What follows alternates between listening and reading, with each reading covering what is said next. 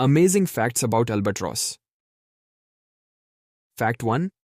Albatross विशेषकर पर्यावसिक इलाकों में अपनी बड़ी पंखों की मदद से अविश्रांत उड़ान भरते हैं, बिना बार बार पंख हिलाए। फैक्ट 2। इनकी पंखों की चौड़ाई 11 फीट तक होती है, जिससे इन्हें सभी जीवों में सबसे लंबी पंखों वाले पक्षियों में से एक कहा जा सकता है। फैक्ट 3। वॉन्डरिंग अल्बाट्रॉस लगभग 60 वर्ष तक जी सकते हैं, जिससे इन्हें पृथ्वी पर सबसे दीर्घकालिक जीवित पक्षियों में से एक बनाता है। फैक्ट 4। इनमें समुद्री क्षेत्रों की खोज और शिकार के लिए हवा के परिवर्तनों को महसूस करने की अद्वितीय क्षमता है।